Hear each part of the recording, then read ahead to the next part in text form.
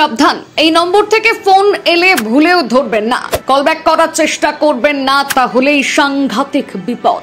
সক্রিয় হয়ে উঠেছে একটি ভয়ঙ্কর চক্র, টার্গেট করছে মোবাইল ইউজারদের। হাই অ্যালার্ট জারি করলো টেলিকম সেক্টর। আপনার ফোনেও কি আসছে এই নম্বর থেকে কল? একটি নম্বর এই মুহূর্তে গোটা দেশ জুড়ে আতঙ্ক তৈরি করে রেখেছে। যখন তখন মোবাইল ইউজারদের ফোনে এই নম্বর থেকে কল ঢুকছে। দিন নেই রাত নেই এই নম্বরের গ্রাহকরা একটা খারাপ উদ্দেশ্য নিয়ে মোবাইল ইউজারদের টার্গেট করছে।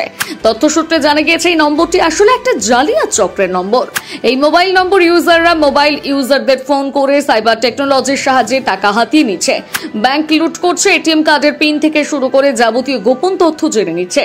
ইতিমধ্যে এই নম্বরের পাল্লায় পড়ে অনেক মানুষ নিজেদের মোটা অঙ্কের টাকা খুইয়েছে। ঘটনার মাত্রা এতটাই বাড়বাড়ন্ত পর্যায়ে চলে গিয়েছে যে প্রধানমন্ত্রী নরেন্দ্র মোদীর দপ্তর থেকে এই বিষয়ে দেশের প্রত্যেকটি মানুষকে সতর্ক থাকতে বলা হয়েছে। নম্বরটি 92 সংখ্যা দিয়ে শুরু। প্রতারকরা প্রতারণার জন্য বেছে নিয়েছেন হোয়াটসঅ্যাপকে। হোয়াটসঅ্যাপের মাধ্যমে কল করছে গ্রাহকদের আর জানাচ্ছে তারা নাকি ডিপার্টমেন্ট অফ টেলিকমিউনিকেশনের প্রতিনিধি। স্বাভাবিকভাবে আপনিও সে কথা বিশ্বাস করে নেবেন আর আপনার এই বিশ্বাসকে কাজে লাগিয়ে তারা আপনাকে ভয় দেখাতে শুরু করবে। ফোনের অপর প্রান্তে থাকা ব্যক্তিটি বলবে আপনার ফোন নম্বর নাকি বেআইনি কাজের সঙ্গে যুক্ত। এই কারণে আপনার ফোনের পরিষেবা বন্ধ করে দেওয়া হবে। সরকারের তরফ থেকে এভাবে ফোন আসায় মনে ভয়ের সৃষ্টি হবে। প্রতারকরা বলবে ফোনের পরিষেবা বজায় রাখার জন্য ব্যক্তিগত তথ্য যেন তাদের হাতে তুলে দেওয়া হয়। তাদের কথা মতো আপনিও আপনার যাবতীয় নথি তাদের হাতে তুলে দেবেন। আর এখানেই ঘটবে কাল, কারণ গ্রাহকদের ফোনের পরিষেবা বজায় রাখার নাম করে তারা চুরি করে নিচ্ছে যাবতীয় নথি।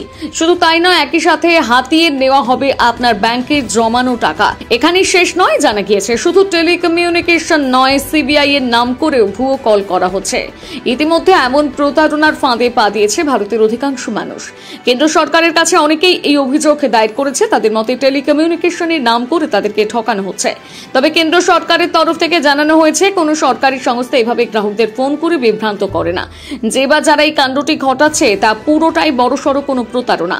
তাই সরকারের তরফ থেকে সকলকে সতর্ক থাকার পরামর্শ দেওয়া হয়েছে।